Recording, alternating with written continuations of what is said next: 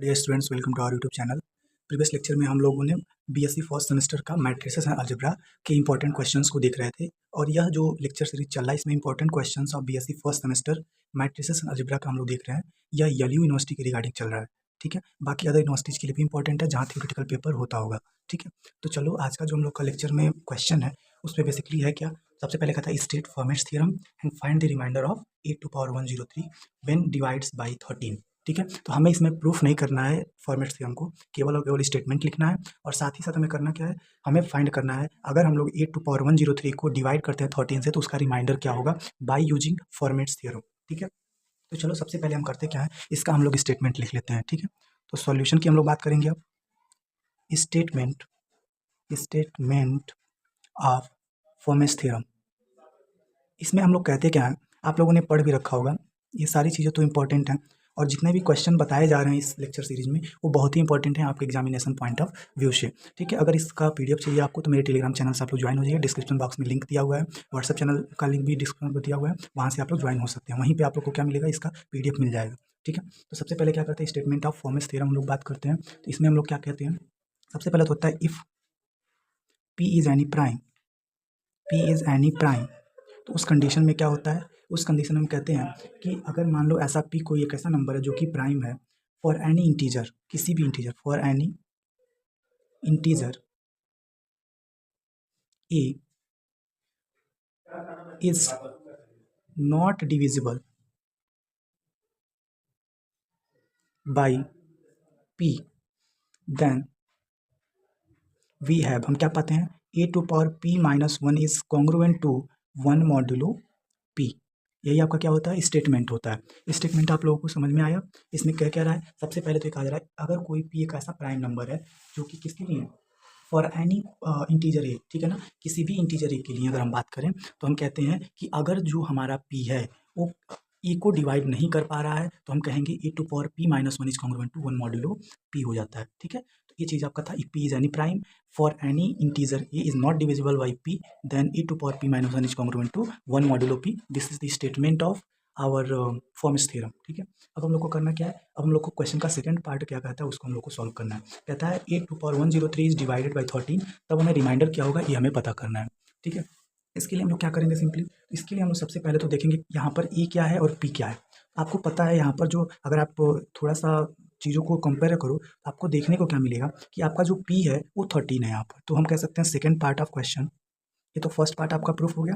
Second part आपको क्या कहता है, सेकेंड पार्ट में आपको कहा जा रहा है कि ए बराबर गिवन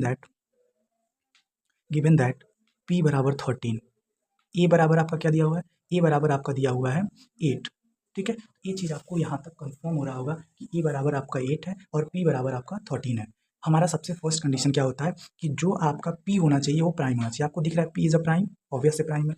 ए बराबर आप कहता है A is not divisible by P, तो अगर आप देखो तो क्या 8 13 से डिवाइड होगा, कभी कभी नहीं होगा, ठीक है। तो हम यहाँ पे लिख सकते हैं अगर डिवाइड नहीं होगा, since GCD of 8 and 13 is equals to 1, ठीक है। तो इस तरह से आप कह सकते हो कि अगर ऐसा है देयरफॉर 13 डज नॉट डिवाइड्स किसको, 8 को, कभी नहीं करेगा, ठीक है। तो हम कह सकते हैं A is not divisible by P, और अगर ऐसा है तब हम क्या कर सकते हैं, now we using Fermat's theorem. अब हम फॉर्मेट्स थ्योरम को यूज कर सकते हैं, और जब हम फॉर्मेट्स थ्योरम को यूज करेंगे तो हमें मिलेगा क्या, इस चीज़ को देखो, आपको देखने को मिलेगा a⁻p−1, दैट मीन्स 8 कितना, p−1 की हम बात कर रहे हैं तो 13 - 1 इज इक्वल्स टू कितना हो जाएगा आपका 12 हो जाएगा, is congruent to 1 modulo p आपका कितना है 13 दिया हुआ है, ठीक है। आपको मिल जाएगा 8⁻12 इज कॉन्ग्रुएंट टू 1 मॉड्यूलो 13, ठीक है। अब आप एक चीज़ यहाँ पर थोड़ा सा ध्यान देने योग्य है कि अगर हम बात करें तो हम 12 को क्या करेंगे, 12 से हम लोग डिवाइड करवाएंगे 103 को, ठीक है। और जो रिमाइंडर आएगा उसको हम लोग लेकर के आगे बढ़ने वाले हैं, ठीक है। तो नाउ नेक्स्ट वी हैव, हम पाएंगे क्या, वी हैव, सबसे पहले तो आप करोगे क्या, आप करोगे 12 इज डिवाइडेड बाई 103, ये आपका क्या है, रफ पॉइंट है, इसको आप लोग अलग कर सकते हो। 103 में डिवाइड करोगे आपको जाएगा 12 8 जा 96, और यहाँ पर रिमाइंडर बच जाएगा 7। तो अब आप करोगे क्या, सिंपली जो आपका 8⁻103 है 103 को आप 7 से आप रिप्लेस कर सकते हो। अभी तक मॉड्यूलो का कॉन्सेप्ट जब हम लोग पढ़ रहे हैं सेम टू सेम यही कॉन्सेप्ट हम लोग लगाते हुए आ रहे हैं, ठीक है। तो हम लोग करेंगे क्या, यहाँ पर लिख सकते हैं 8⁻103 is congruent to 8 to power किसके 7 के, ठीक है, मॉड्यूलो किसके रिस्पेक्ट में, तो मॉड्यूलो 13 के रिस्पेक्ट में। इसको आप इक्वेशन नंबर 1 मान लो, ठीक है, दिस इज इक्वेशन नंबर 1।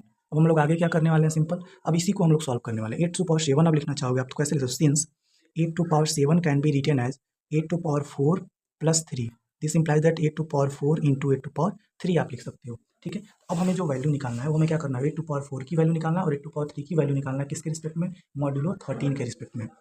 इसके लिए आप क्या करोगे, सिंपली सबसे पहले आप 8 टू पावर 1 की वैल्यू निकालोगे। 8 टू पावर 1 की वैल्यू कितनी आती है, आपका 8 आता है, कोई दिक्कत नहीं है क्योंकि ये मॉड्यूलो 13 से छोटा ही है।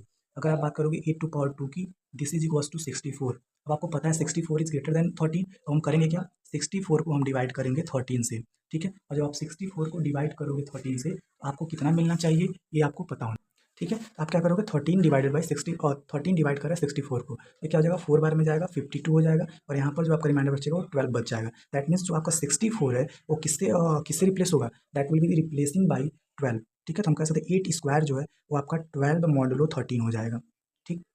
Similarly we can say that 8 to power 3 की हम बात कर लेंगे, तो दिस इज इक्वल्स टू कितना हो जाएगा, आपको पता है 8 टू पावर 2 जो है वो 12 है, आपका 12 हो जाएगा और इंटू क्या हो जाएगा, एक 8 बच रहा है तो हम इसे मल्टीप्लाई कर देंगे, दिस इज 96। अब आप क्या करोगे, 96 इज ग्रेटर देन 13, आप क्या करोगे 96 डिवाइडेड बाई 13, 13 से जब आप 96 को डिवाइड करोगे तो 7 बार में जाएगा और यहाँ पर जाएगा 91, यहाँ पर आपका बच जाएगा 5। दिस इज कॉन्ग्रुएंट टू 96 को हम रिप्लेस कर सकते हैं 5 मॉड्यूलो इससे 13 से, ठीक है। ये सारे जो हम बता रहे हैं वो रफ पॉइंट है, ई वाला जो है ओरिजिनल है, ठीक है। अब हम करेंगे क्या, 8 टू पावर 4 करेंगे, 8 टू पावर 4 को आप देखो 8 टू पावर 3 तक का कितना निकाले हो, 5 निकाले हो, एक 8 से मल्टीप्लाई कर दो, दिस इज इक्वल्स टू 40। अब आप देखोगे 40 को अगर हम डिवाइड करते हैं किससे, 13 से, तो कितना हो जाएगा, अगर आप 40 को डिवाइड करोगे 13 से तो ये आपका 3 बार में जाएगा 39 और यहाँ पर आपका रिमाइंडर 1 बच जाएगा। तो 40 किससे रिप्लेस होगा, this is replacing by 1 modulo 13, ठीक है। ये चीज़ जो है आपका देखने को आपको मिल रहा होगा और ये जितना भी मैं इसको इधर कर रहा हूँ ये आपके सारे के सारे रफ पॉइंट हैं, इसको आपको पेपर में नहीं लिखना है, आप बाहर कर सकते हो, ठीक है ना, रफ में कर सकते हो। चलो, तो ये आपको देखने को मिलेगा 8 टू पावर 4 की वैल्यू और 8 टू पावर 3 की वैल्यू। यही वैल्यू उठा करके हम क्या करने वाले हैं, इस इक्वेशन 1 में पुट करने वाले। इक्वेशन 1 में पुट कैसे करोगे, इसको लिख दोगे 8 to power 4 into 8 to power 3 by this, ठीक है। और 8 टू पावर 4 की जो वैल्यू है वो आप देखोगे तो मिलेगा आपको 1 और 8 टू पावर 3 की वैल्यू 5 मिल जाएगा। तो हम लोग इसको आगे लिखेंगे कैसे, उसको देख लेते हैं। फ्रॉम इक्वेशन 1 हम क्या पा जाएंगे, सबसे पहले तो हमें मिलेगा 8 to power 103 is congruent to 8 to power आपका 7 था तो उसको लिख सकते हो 8 to power 4 into 8 to power 3 modulo 13। इसको आप क्या करोगे, अब आपको पता है 8 टू पावर 4 मॉड्यूलो 13 की वैल्यू कितनी है, this is congruent to 1 modulo 13 और 8 टू पावर 3 मॉड्यूलो 13 की वैल्यू कितनी है, this is equal to 5 modulo 13 हो गया, ठीक है। तो इतना आपको पता है, दिस इज 8 टू पावर 103। अब आपको देखने को यहाँ से क्या मिलेगा, 8 to power 103 is congruent to 5 modulo 13, ठीक है। और यहाँ से अगर आप रिमाइंडर की बात करोगे, दिस इज द रिमाइंडर, तो हम यहाँ पे क्या कर सकते हैं, therefore remainder is equals to आपका क्या हो गया 5 हो गया, when 8 to power 103 is divides by 13, ठीक है। तो ये चीज़ आपको समझ में आ गया होगा और यहाँ पर भी आप कारण लिख सकते हो, क्या लिख सकते हो, सिंस हमें पता है 8 to power 4 is congruent to 1 modulo 13 और यहाँ पर लिख सकते हो 8 to power 105 sorry 8 to power 3 is congruent to 1 modulo 13, ठीक है। ये दोनों हम लोगों ने अभी पीछे निकाला हुआ है, वहाँ से हम लोग इसको लिख सकते हैं, ठीक है। ये आपका क्या हो गया, ये आपका क्वेश्चन पूरा हो गया। नेक्स्ट क्वेश्चन आप देखो, नेक्स्ट क्वेश्चन क्या कहता है, कहता है डिफाइन नॉर्मल सब group of group G and prove that a सब group H of a group G is normal if and only if G H G inverse is equals to H. सबसे पहले हमें डेफिनेशन देना है normal सब group का और उसके बाद हमें ये थ्योरम प्रूफ करना है जो कि इफ एंड ओनली लिखा हुआ है, इफ एंड ओनली इफ लिखा हुआ है, दैट मीन्स इसका सफिशिएंट एंड नेसेसरी दोनों के दोनों हमें प्रूफ करना है, ठीक है। हम लोग इसका पहले सबसे पहले क्या करते हैं, सॉल्यूशन लिखते हैं। सॉल्यूशन आप क्या करोगे, नॉर्मल सब ग्रुप का डेफिनेशन लिखोगे, ठीक है। नॉर्मल सब ग्रुप आपको पता होगा, आप लोगों ने कोसेट्स वगैरह पढ़ रखा होगा, राइट कोसेट्स लेफ्ट कोसेट्स, ये सारी चीज़ आप लोगों ने पढ़ रखा होगा। सेम उसी के डेफिनेशन को हम लोग यूज करके क्या करेंगे, नॉर्मल सब ग्रुप का डेफिनेशन हम लोग लिखते हैं। होता क्या है, अगर left coset equal to right coset हो जाता है तो हम कहते हैं कि हमारा दिया हुआ सब ग्रुप क्या है, आपका एक नॉर्मल सब ग्रुप कहलाता है। तो लेकिन क्या subgroup n of g is called normal सब group if right cosets and left coset of n in G is equal to each other, ठीक है। दैट इज क्या हो जाएगा, अगर हम बात करें तो आपको पता है कि राइट कोसेट क्या होता है और लेफ्ट कोसेट क्या होता है, हम लोग इसको बोलते हैं this is right coset and this is left coset. अगर ये दोनों के दोनों इक्वल हो जाते हैं for all a belongs to किस में, for all a belongs to आपका जी में, तब हम कह सकते हैं कि हमारा जो गिवन सेट है, गिवन सब ग्रुप है, वो क्या हो जाएगा, नॉर्मल सब ग्रुप हो जाएगा। आपको समझ में आ गया होगा, एक subgroup n of g is called normal सब group of g if right coset and left cosets of n in g is equals to each other. अगर ये दोनों एक दूसरे के इक्वल हो जाते हैं राइट कोसेट और लेफ्ट कोसेट, तो हम लोग क्या कहते हैं, हमारा जो दिया हुआ सब ग्रुप है वो नॉर्मल सब ग्रुप फॉर्म करता है। क्या करेंगे, अब हम लोग क्वेश्चन का सेकंड पार्ट देखने वाले हैं। क्वेश्चन का सेकंड पार्ट क्या कहता है, हमें प्रूफ करना है इफ एंड ओनली इफ पर, ठीक है। तो second part of question, second part पर हम लोग आ जाते हैं। आप लोग पेपर में भी ऐसा ही मेंशन कीजिएगा, फर्स्ट पार्ट एंड तब जाकर के सेकंड पार्ट पर आइएगा, ठीक है, ताकि क्वेश्चन आपका साफ साफ दिखे कि आप कहाँ से क्वेश्चन शुरू कर रहे हो और कहाँ खत्म कर रहे हो, ठीक है। इसमें कह रहा है प्रूव दैट अ सब group H of G is of a group G is normal if and only if G H G inverse is equal to H. सबसे पहले हम मान लेते हैं लेट, क्या मानोगे, एच इज अ नॉर्मल सब ग्रुप ऑफ ग्रुप जी। हमने क्या मान लिया, सबसे पहले हमने मान लिया कि जो हमारा यच है इज द नॉर्मल सब ग्रुप ऑफ जी, एक नॉर्मल सब ग्रुप है जी का। तो हमें मिल क्या जाएगा, देन हमें मिल जाएगा क्या, सिंपल, हमें मिल जाएगा जी एच बराबर H G for all G belongs to capital G. देखो डेफिनेशन से ही हम लोग क्या किए हुए हैं, यहाँ पर जो आपका यन था उसको हम लोगों ने कैपिटल एच से लिख दिया, क्योंकि हम लोगों ने यहाँ पर जो सब ग्रुप लिया हुआ है एच लिया हुआ है बाई क्वेश्चन। और उसके बाद क्या जा रहा है, जी जो है उसको हम लोगों ने ए को हम लोगों ने जी से रिप्लेस कर दिया, क्योंकि हम लोग अपने रिगार्डिंग कुछ भी एलिमेंट्स ले सकते हैं, तो हमने जी ले लिया, ठीक है। अब सिंपल आप करोगे क्या, इसमें आप मल्टीप्लाई करवा दो, right multiply by G inverse both side, right multiply by G inverse both side we have, हमें मिल क्या जाएगा यहाँ पर, हमें मिल जाएगा जी एच, हमें जी इनवर्स से मल्टीप्लाई करवाना है दोनों साइड, किस साइड, राइट साइड, तो हमने राइट साइड में जी इनवर्स से मल्टीप्लाई करवा दिया। आप देखोगे कि ये दे क्या देगा आपको, G H G inverse is equals to H G into G inverse आपको क्या देता है, आइडेंटिटी एलिमेंट देता है, E is identity element, identity element, ठीक है, ऑफ जी। इसको आप साइड में लिख सकते हो। फिर आप अगर जानते हो किसी भी सब ग्रुप में अगर आप आइडेंटिटी एलिमेंट से मल्टीप्लाई करो तो आइडेंटिटी ही मिलता है, सॉरी वो सब ग्रुप ओरिजिनल वाला मिल जाता है, G H G inverse is equals to क्या मिल गया आपको, एच मिल गया। और अगर आप देखो तो आपको प्रूफ भी यही करना था, G H G inverse is equals to H for all G belongs to capital G. Conversely हम कर लेंगे, कन्वर्सली हम बात करेंगे तो हमें क्या मिलेगा, कन्वर्सली हमें लेना है let G H G inverse is equals to H है for all G belongs to capital G. We have to prove that, we have to prove that H is normal सब ग्रुप ऑफ जी, नॉर्मल सब group of G, ठीक है। तो H जो है आपका normal सब ग्रुप है जी का, ये चीज़ हमें प्रूव करना है। For this we have say that this is equation number 1, for this we multiply by, किससे मल्टीप्लाई करोगे, तो आप क्या करो, सिंपल जी से मल्टीप्लाई कर दो इन इक्वेशन फर्स्ट, वी हैव, हम क्या पा जाएंगे, जरा देखो इक्वेशन फर्स्ट में अगर हम जी से मल्टीप्लाई करें तो G H G inverse into G is equals to आपको क्या मिल जाएगा, एच जी मिल जाएगा। This gives equals to G H is equals to, क्यों, क्योंकि जी इनवर्स इंटू जी क्या होता है, जी इनवर्स इंटू जी जो होता है आपका that will be the identity element, ठीक है। और अगर आप बात करोगे जी एच इंटू आइडेंटिटी करो तो वो आपको जी एच ही देगा, और आपको यहाँ से मिल गया एच जी। तो हम कह सकते हैं यही क्या है आपका, देखो इस प्रॉपर्टी से, किस वाले प्रॉपर्टी से, तो अगर आप बात करोगे कोसेंट नॉर्मल सब ग्रुप का जो प्रॉपर्टी है तो यही होता है कि लेफ्ट कोसेट राइट कोसेट के इक्वल है। Here left coset of H in G is equals to क्या है, right coset of H in G. Therefore this implies that आपका एच इज और नॉर्मल सब ग्रुप ऑफ जी, ठीक है ना। ये हो गया कि आपका जो एच है वो नॉर्मल सब ग्रुप ऑफ जी हो गया। तो पूरा का पूरा आप लोगों को समझ में आ गया होगा। हम लोग किए क्या, सबसे पहले तो हम लोगों ने कहा कि डिफाइन करना था हमें नॉर्मल सब ग्रुप को, हम लोगों ने नॉर्मल सब ग्रुप का डेफिनेशन दे दिया कि अगर left coset equal to right coset होता है तब हम कहते हैं कि हमारा जो सब ग्रुप है वो एक नॉर्मल सब ग्रुप होता है। उसका हम लोगों को प्रूफ करना था कि अगर नॉर्मल सब ग्रुप है तब हमें ये चीज़ प्रूफ करना था, और अगर ये चीज़ है तो फिर हमें नॉर्मल सब ग्रुप प्रूफ करना था, ठीक है। हम लोगों ने एक बार ले लिया कि नॉर्मल सब ग्रुप है तो उसके लिए हमने कंडीशन क्या लगाया, जो हमारा कोसेट्स होता है राइट कोसेट और लेफ्ट कोसेट के इक्वल है, जी इनवर्स हमने मल्टीप्लाई कर दिया, हमें लास्टली मिल गया। अब हम कन्वर्स पार्ट में क्या लेके चल रहे हैं, गिवन कंडीशन जो है होल्ड कर रहा है तो हमें प्रूफ करना था यह चीज़ नॉर्मल सब ग्रुप। इसके लिए हमने क्या किया, इसके लिए हमने जी को दोनों साइड मल्टीप्लाई करवा दिया इन इक्वेशन नंबर 1, तो हमें लास्टली मिल गया क्या, जी एच बराबर H G, that means left coset is equal to right coset. हमारा क्या हो जाएगा, this imply that H is a normal सब ग्रुप ऑफ जी। ठीक है, चलिए नेक्स्ट क्वेश्चन देख लेते हैं। नेक्स्ट क्वेश्चन क्या कहता है?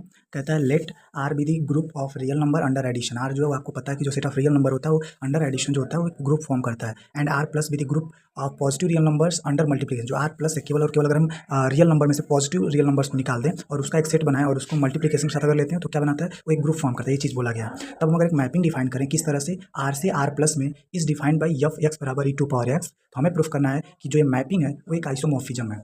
तो आपको पता होना चाहिए सबसे पहले तो आइसोमॉर्फिज्म के लिए हमारा कंडीशन क्या होता है।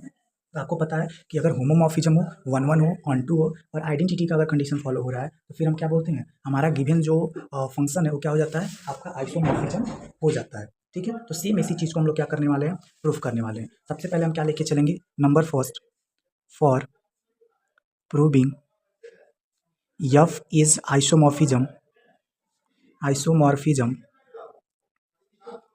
वी हैव, या सबसे पहले फर्स्टली हम कह सकते हैं होमोमॉर्फिज्म, एफ इज होमोमॉर्फिज्म। हमें एफ को होमोमॉर्फिज्म प्रूफ करना होगा। इसके लिए आप क्या करोगे, सबसे पहले तो आप क्या करोगे, इसमें आपको पता है एफ एक्स बराबर दिया हुआ है, सिंस एफ एक्स बराबर e to power x for all x belongs to set of real number.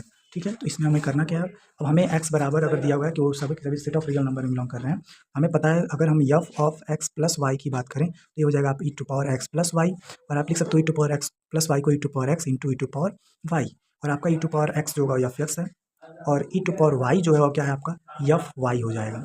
ठीक है, इस तरह से आप क्या कर सकते हो, this implies that F of x plus Y जो है आपको क्या दे दिया, this gives F of X into F of Y. अब आप देखो कि हम लोग प्लस लेके चले थे क्योंकि आर में हमने एडिशन ऑपरेशन लेके चला है और आर प्लस में आपका मल्टीप्लिकेशन ऑपरेशन है, तो हमने क्या कर दिया, प्लस लेके चला और हमें डॉट वाला दैट मीन्स मल्टीप्लिकेशन ऑपरेशन हमें मिल गया। तो इस तरह से आप कह सकते हो कि आपका होमोमॉर्फिज्म का कॉन्सेप्ट जो है वो फॉलो कर रहा है। ठीक है, सेकंड आपको क्या करना है, सेकंड आपको प्रूफ करना है F is one one, F is one one. इसके लिए आप क्या करने वाले हो, तो इसके लिए आप सबसे पहले तो एफ एक्स बराबर एफ वाई कर लोगे, ये आपको पता होना चाहिए। अब हम इसमें क्या करेंगे, एफ एक्स बराबर हमें पता है ई टू पावर एक्स है, एफ वाई बराबर क्या है आपका ई टू पावर वाई है। ठीक है, और अगर आपको दोनों का दोनों बेस सेम है तो हम इसके पावर को कंपेयर कर सकते हैं। तो इनके पावर को अगर कंपेयर करते हो तो आपको क्या मिल जाएगा, दिस इंप्लाइज दैट एक्स बराबर वाई मिल जाएगा। और आप देखो कि हर एक एलिमेंट क्या कर रहा है, पर्टिकुलरली एक ही एलिमेंट से मैपिंग कर रहा है, इसलिए एफ इज वन वन हो जाएगा। नंबर थर्ड क्या है, F is onto. F is onto के लिए हम क्या करने वाले हैं, सबसे पहले तो हम मान लेते हैं ई कोई एक नंबर बिलोंग कर रहा है जो कि आर प्लस में है। क्यों, क्योंकि हमें ऑन टू के लिए पता होना चाहिए कि अगर हम आर प्लस में कोई भी एलिमेंट लेके चले तो हमें उसका क्या मिलना चाहिए, प्री इमेज मिलना चाहिए आर में। ठीक है, इसलिए हमने मान लिया कोई एक नंबर ये जो कि आर प्लस में बिलोंग कर रहा है, देन क्या होना चाहिए, then there exist X belongs to, कैसे, एक्स बराबर अगर हम बात करें तो ई, अगर हम कहें तो l N a that means log a जो होना चाहिए वो बिलोंग करना चाहिए किसमें, आर में, सेट ऑफ रियल नंबर में। ठीक है, अब हम बात करेंगे, यही चीज़ हमें प्रूफ करना है, तो हम इसके लिए क्या करेंगे, सबसे पहले तो हम ले लेते हैं एफ एक्स बराबर e to power L N a. ठीक है, और अगर आप बात करोगे e to power L N a का, दैट मीन्स क्या है, ई टू पावर एक्स है। ठीक है, क्योंकि यहाँ पर देखो एफ एक्स बराबर ई टू पावर एक्स है और एक्स की जगह हमने क्या पुट कर दिया, एल एन ए पुट कर दिया, तो आपको क्या मिल जाएगा, आपको पता है by property of exponential E to power L N A की जो वैल्यू होती है वो ये हो जाती है। ठीक है, आप कह सकते हो कि हमने क्या किया, कोई एक एलिमेंट लिया और उसके रिगार्डिंग हमें क्या मिल रहा है, एक प्री इमेज मिल रहा है जो कि आर में बिलोंग कर रहा है, ऑब्वियस है, therefore F is onto. अब हम क्या देखने वाले हैं, preservation of identity element, preservation of identity element, ये उतना मोस्ट इंपॉर्टेंट नहीं है, ये वाला जो तीन हमने ऊपर का किया यही आपका मेन था। बाकी प्रिजर्वेशन ऑफ आइडेंटिटी एलिमेंट की जब हम बात करते हैं तो हम इसमें क्या करने वाले हैं, इसमें हम आइडेंटिटी एलिमेंट को दिखाएंगे, हाँ आइडेंटिटी एलिमेंट क्या कर रहा है, प्रिजर्व कर रहा है। तो इसके लिए हमें क्या करना होगा, सबसे पहले इसके लिए हम बात करेंगे अगर तो जीरो जो होगा क्या हो जाएगा, zero is identity element in are, set of real number में बात करोगे तो आपको क्या देखने को मिला है, प्लस के साथ हमारा बात किया गया इसमें, तो प्लस के रिगार्डिंग हमारा जो आइडेंटिटी एलिमेंट होता है वो जीरो हो जाता है, तो आपको पता ही है। अब हम करेंगे क्या, एफ एक्स वाली जो वैल्यू है एक्स की जगह हम जीरो पुट करेंगे, ई टू पावर जीरो हो जाएगा और ई टू पावर जीरो की जो वैल्यू होती है वन होती है, and this belongs to, one belongs to किसमें, one belongs to r plus. और आर प्लस में आप क्या देख रहे हो, आप देखते हो आर प्लस जो है वो मल्टीप्लीकेशन के साथ एक ग्रुप फॉर्म कर रहा है, here one is identity element of किसका, आर प्लस का, किसके साथ, मल्टीप्लिकेशन के साथ। आपको पता है मल्टीप्लिकेशन के साथ अगर हम बात करें आर प्लस में तो हमारा जो आइडेंटिटी एलिमेंट होता है वन हो जाता है। तो हमने क्या किया, एक एलिमेंट लेके चला आइडेंटिटी जो कि जीरो है किसमें, एडिशन के रिस्पेक्ट में, और जब फंक्शन हम डिफाइन कर रहे हैं यफ, तो फिर हमें क्या मिल जा रहा है, जो हमारा identity element of R plus है वो हमें मिल जा रहा है, दैट मीन्स आइडेंटिटी एलिमेंट जो प्रिजर्व कर रहा है। ठीक है, तो हम कह सकते हैं combining above four conditions we have, आपको क्या मिल जाएगा, F is an isomorphism. F क्या है आपका, एक आइसोमॉर्फिज्म है। ठीक है, इस तरह से ये आपका क्वेश्चन क्या हो गया, प्रूफ हो गया। This proofs our requirement. ठीक है, तो ये आपका क्वेश्चन प्रूफ हो गया। वीडियो अगर अच्छा लगा हो तो वीडियो को लाइक करें, चैनल को सब्सक्राइब करें। मिलते हैं नेक्स्ट लेक्चर में। Thanks for watching this lecture.